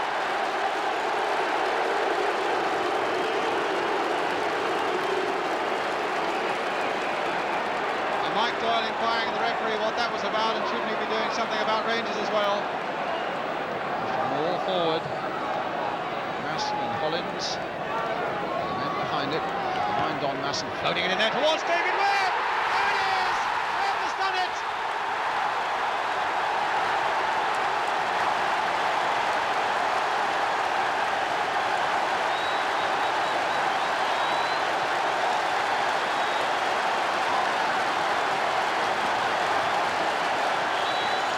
David Webb has scored the vital goal. That desperate down of a footballer. And that's the fourth time this season he has scored what could be a very important winning goal. The little free kick. Webb was there first. A backward flick with his head over Corrigan into the net. 1-0. So Rangers won, and with the other top four all winning at home, it was just as well. At which point we welcomed Don Masson, who had another magnificent game for Rangers yesterday. What's been new about Rangers this year, do you think? I mean, it's been a wonderful run for you. It certainly has. I think the way we've played, we've tried to adapt the continental way of playing football. Dave's a great believer in this, the Holland team, and we've tried to adapt our way of playing. And I think we've been quite successful this season. As we go across to Loftus Road, we pick up the men who've scored late and vital goals for Rangers. David Webb, who did it in front of our cameras in the last home game against Manchester City. Stan Bowles, who scored the winner 10 seconds from the end at Newcastle last week. And for Middlesbrough, John Hickton, a forward now in the back four because manager Jack Charlton suspended John Craggs for one game because of a gesture he made during the game against Norwich. So we come then to this lineup. Rangers at full strength. Dave Clement, a New England cap, is back in the side after a two-match suspension. He takes over from Don Shanks. Mick Leach again is on the substitute bench. A team not beaten in the last 11 games. Great form at the right time. As for Middlesbrough, they've gone off the boil a bit. Now without Craggs, of course, but better news for them was that both David Mills at 8 and Willie Madron at 10 passed morning tests on midweek injuries and are fit to play. Manager Jack Charlton's not here. He's looking for reinforcements elsewhere. Bowles, number 10. Curling it beautifully there for Ian Gillard. Still with Gillard, and a shot and a good save by Platt. Well, Gillard wriggled his way through there nicely and let go quite a good powerful shot, but Platt saved well. Now it's well.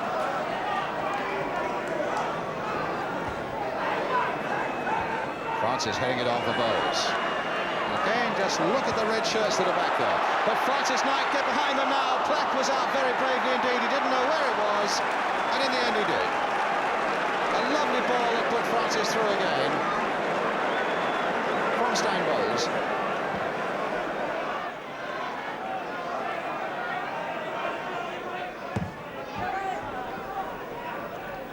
Givens, beautifully timed leap there, beating Bowles. Bowles now to Thomas. This must be it. No, it's not, because it was beautifully played away by John Hickton, number 2. A fullback who came, well, he's known as a striker at Middlesbrough. He began his career as a fullback, though, at Sheffield Wednesday. And when it seemed that Thomas was really there on the point of scoring, he saved superbly for Middlesbrough. Stan Bowles has been behind the kickers, organising that Rangers wall. Saunis with a shot right through there, and it's there by Bosma.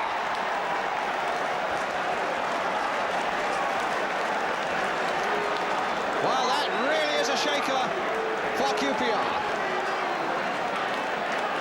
As Saunis took that tremendous free kick through the wall, Parks went down, couldn't hold it, saw it at the very last moment, and Bosma was there to snap it up and score his first goal for Middlesbrough.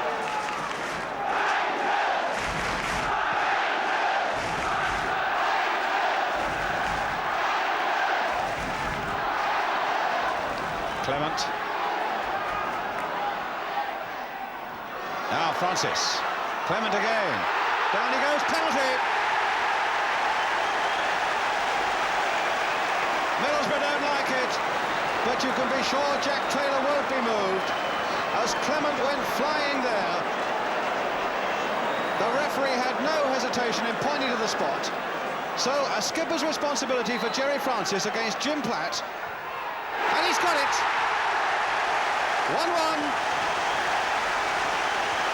Francis puffs out his cheeks because he knows that wasn't the best penalty he'll ever take.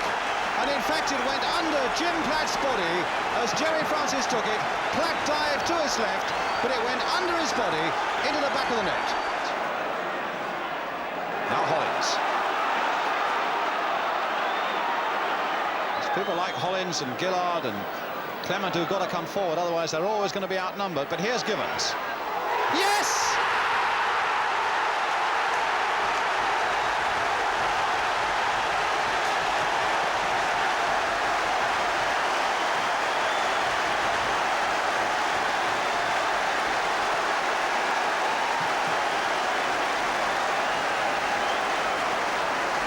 Well, Givens worked his way in across that penalty area, the right foot, and there was a slight deflection on the way, taking it even wider past Platt and just inside the far post. Webb played for Gillard. Oh, a nice dummy there by Givens, on for Bowles. Bowles has gone through to the middle as well, and he almost got there, and he might still get there. Francis hammering it in, that's number 3.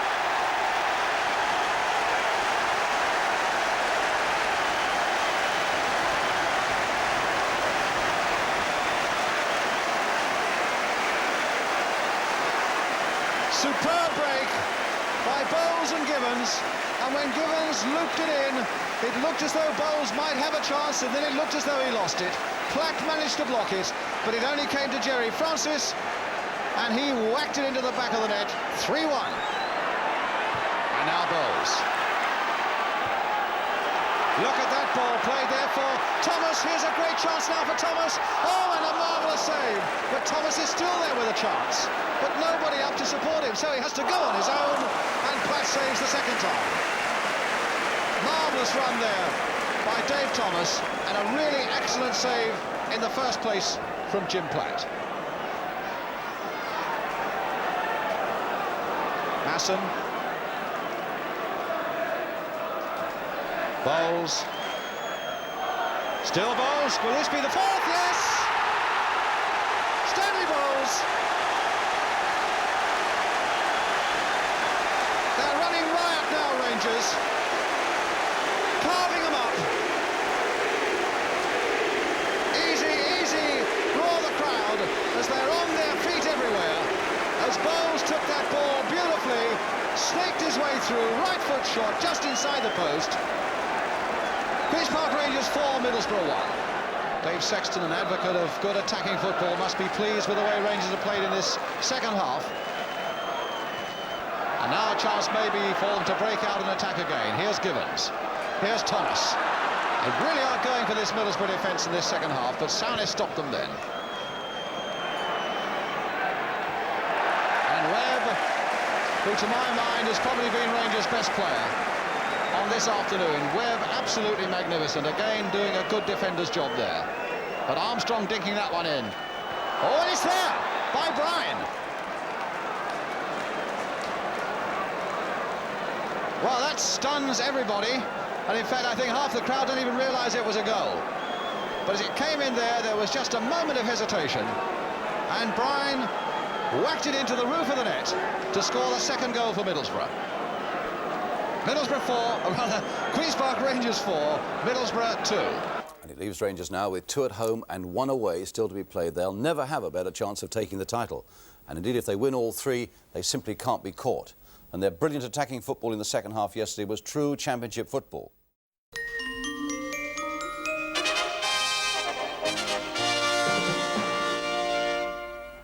Oh, and Pearson put through by Greenhoff. Jones is after it. Pearson shot, goal!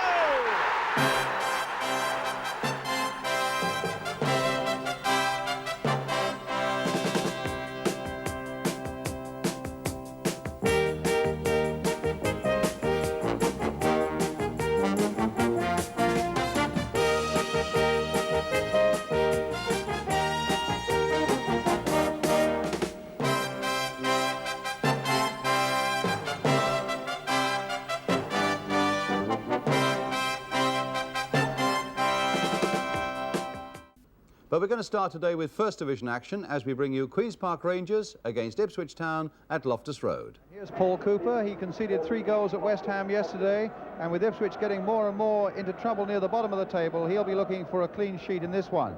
Ipswich, though, helped by the return to defence of George Burley, who comes in at number 2 in place of Les Tibbett. But Rangers, meanwhile, welcome the return of Stan Bowles, back after suspension. This is his 200th league match for Rangers, and he'll be looking now to add a cultured touch or 2 up front for them. And Rangers, who field this side, clearly need that right now. After their midweek defeat at West Bromwich Albion, they are fast falling into relegation trouble, 1 place off the bottom 3. Good news for them today, though, was that Dave Clement passed a test on a groin injury and plays. As for Ipswich, well, manager Bobby Robson held a full inquest last night after that West Ham defeat, but apart from the return of George Burley, there's only one other change. David Geddes comes into the attack in place of Robin Turner. And Rangers getting a bit of stick from the fans beneath me at the moment, at any rate. I think you can see the empty seats on the other side there. There are a few that haven't even bothered to come at all. But here's Mariner. That's a good shot. And it was dipping and swaying wildly as Paul Mariner hit that one across the face of that penalty area, about 4 or 5 yards outside it, left foot, but too high. Bowles, McGee, trying to get Bowles on his way again. It's Shanks with the shot, just wide of Cooper's goal. Best move Rangers have been able to piece together. Nice and close on the edge of that Ipswich penalty area. But the shot from Shanks, wide of the target. That's given to Mariner. Gone past Gillard. Got Geddes up in support. Osborne coming out quickly. Here's Talbot as well. Talbot looking out for Geddes, finding him. It's going back for Clive Woods. Nobody wants to take a pot at goal. Walk then decides he's going to! John Walk!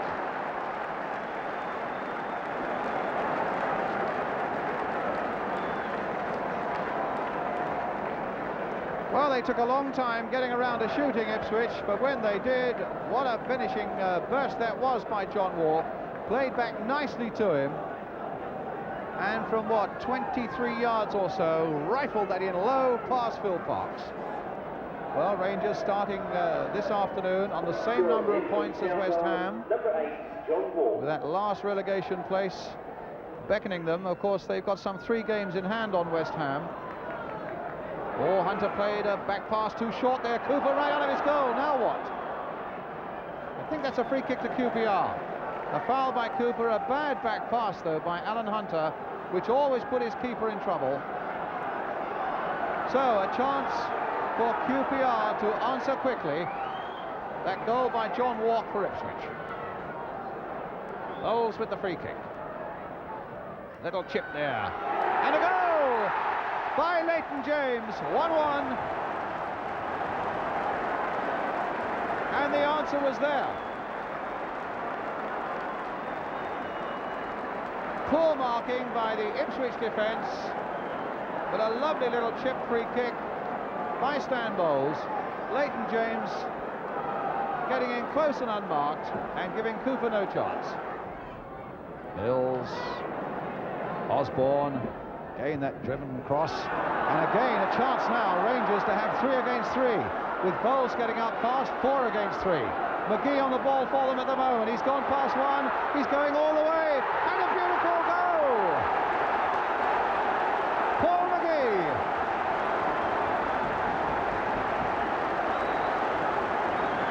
What a breakout by Rangers, and what a beautiful goal by the young Irish substitute. The crowd are on their feet applauding him, as you can see. And right on half-time, Rangers have come back from being a goal down to be 2-1 into the lead. He went on and on and on, and it looked as though he must pass, and Ipswich must have felt that he had to pass. The only man he passed was Paul Cooper, into the corner of the net. Mills, Collins. Busby, played on again for McGee. Not again, surely. No, he tried to steer that past Cooper, and McGee got there with his header. Oh, he's made it! Well, I never.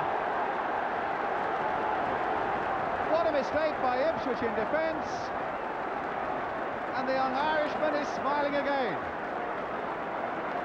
He went through and he tried to guide it wide of Cooper, but it hit Cooper on the foot, spun into the air, and really Ipswich should have got that away. Instead, McGee was there again.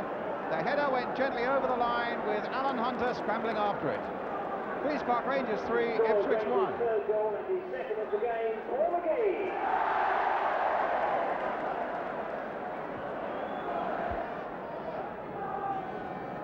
So Bobby Robson there in the second row, the sheepskin coat, with something to worry him really now, especially with his cup semi-final a fortnight away against West Bromwich Albion. Mills. Ipswich, who looked so comfortable really in that opening half hour, you couldn't possibly have forecast that they were going to be in this sort of trouble. They can pull themselves together. This game is by no means over, but here's Bowles taking it up again for Queen's Park Rangers, sending Martin Busby wide. Waiting in the middle inevitably is Paul McGee again, the man looking for a hat-trick. A turn, a pace back, and Bowles! Well, he fired that wide.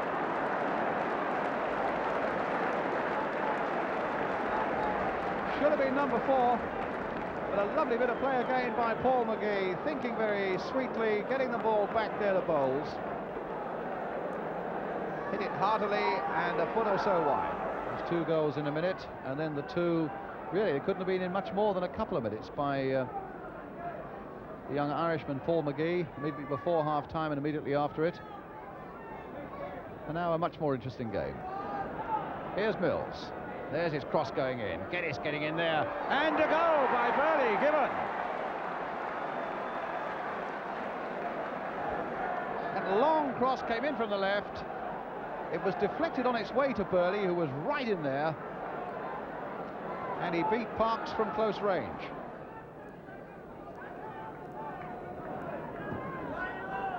Certainly seen the ups and downs in the Rangers crowd today. They started in a very subdued form when Ipswich looked well in command. They found their voices when Rangers went 2-1 up and then 3-1 up.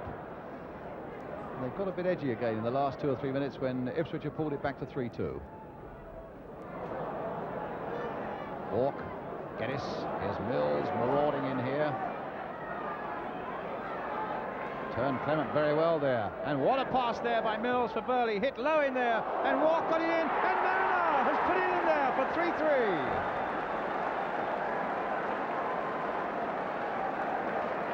So Paul Mariner, the man who scored it, but what a pass that was by Mick Mills.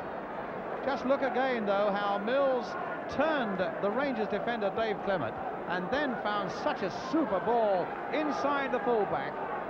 for George Burley, who came in and hit a beautiful low cross. There were one or two kinks in the 6-yard area, but Mariner was there at the far post to finish it off. 3-3. But might well have to face a curler from Stan Bowles. Leighton James is there as well. It might be a short one to Hollins, the number 4, who drives them hard. Now, what are they going to come up with? Leighton James curling it. Oh, and brought down well by Cooper. Curled by Leighton James, and not really in the end such a great problem for Cooper. And very enjoyable too. 6 goals, 5 yellow cards, which I must say in no way reflected the sort of game it was. And of course the need now for both Rangers and Ipswich to go on battling against the fear of relegation, the more so for Rangers, as we look at the foot of the First Division. With West Ham having won both their Easter games now, Queen's Park Rangers, no doubt with those 3 games in hand, have got a little bit of breathing space, but they'll be cursing themselves for letting that 3-1 lead slip yesterday. But of course nobody was happier yesterday than Rangers substitute Paul McGee, who came on to score those 2 goals for Rangers. Your background is what, you came over around about Christmas time, did you? Just before Christmas from Sligo Rovers. Yeah. I've been trying to get into the side since, and this last month I've really made me mark. Yes. Because I got fit, and now I'm buzzing a bit. Yes. Because you scored against Ipswich, I think, earlier, hadn't you? That's right, your yes. very first game, probably, for Rangers. Yes. One of the second appearance. Yeah. Came on last 10 minutes of sub and notched a good goal. Yeah. And that was at Ipswich, and now today here. Tell us about the goal you got just before half-time, because you went a long way with it, didn't you? Well, I don't know who cleared it out. I think it was a corner or a free kick. I picked it up about 5 yards inside our own half and turned, and there was nobody coming near me, so I just went. And then Alan Hunter came. Stan Bowles made a run to the left-hand side. Did you think of passing to him at any point? Yes, I was going to pass to Stan because I suppose he's better in these situations than I am. But the full-back obviously thought I was giving it to him. Full-back went with him, so I took on Alan Hunter. And it was easy enough after that. Yeah. And right at the start of the second half, I mean, that was a curious goal because you had a chance of guiding it past Paul Cooper. Yeah. And into the air it went, and I thought you'd lost your chance there, you know? Yes, I sent him the wrong way, but he caught it with his toe. And I went up in the air and I just went at it. You said that when you came here, you now believe you're fit and so on. Has it been difficult to settle down over here and get yourself fit? It was difficult getting fit, but settling down was very, very easy because it's the best football club I've ever been to. Yes. The smiling Paul McGee.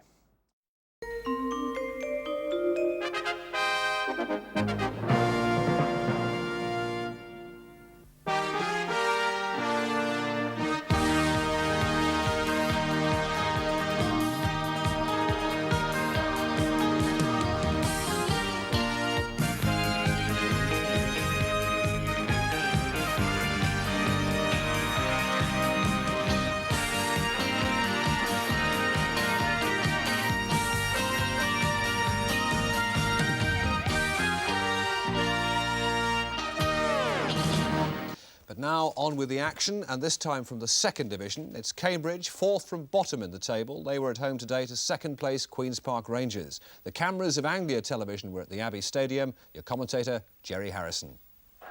Third corner for Queen's Park Rangers, which will bring Bob Hazel and Steve Wicks up again. So Micklewhite takes it. The signal is given. Wicks on the near post, Hazel on the edge of the area. Up goes Wicks. Oh, that's a good one. He's got it. That's a classic back flick. The signal was the near post corner. Up go the 2 big fellas. Wicks gets it, and that's a goal. 1-0 the Rangers. Spriggs forward for Riley. Good pass and good control. Spriggs supporting. And again. Smith. Unlucky. And back, thankfully, into Pucker's arms. Great effort. Super move down the right-hand side. George Riley controls well, sets it up for Steve Spriggs, who's still steaming forward. The first-time pass, Smith with a header. Pucker well beaten, but the post saves Rangers. And at the other end is Seeley breaking forward for number 2.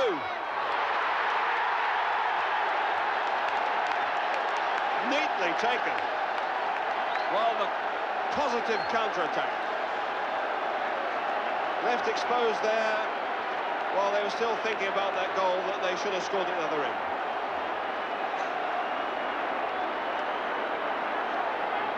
Well, the obvious counter punch there when Seeley breaks forward. He's got speed, he's got a good angle, and he buries it very neatly. Oh, and Allen gets a good headed pass forward there. Fallon is bypassed, and it's put in.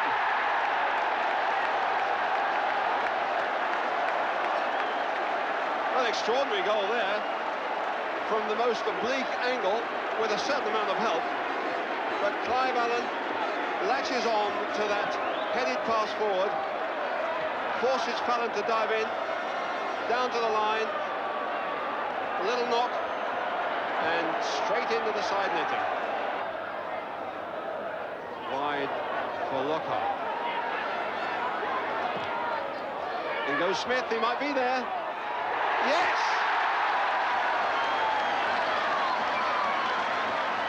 Well, Queen's Park Rangers didn't fight for that one. The Geordie did, and he gets a good goal. That's from one Geordie to another, one teenager to another, and a fine header. Got support from Dawes behind him if he was required, but Stewart doing all right on his own. Stainrod. Allen, lovely turn. That was a £1 million goal.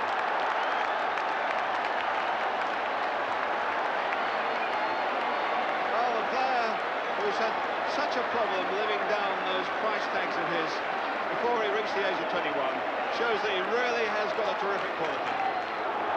Dawes did well, and Stainrod knocked a useful header down to him. What a great turn here, though. Well, that win puts Queen's Park Rangers on top of the second division table. Fulham are second after coming from behind to beat Wolves 4-2 at Molineux. This morning's leaders, Sheffield Wednesday, are down to third after being held to a 1-1 draw at home by Burnley, and then come Wolves and Leeds.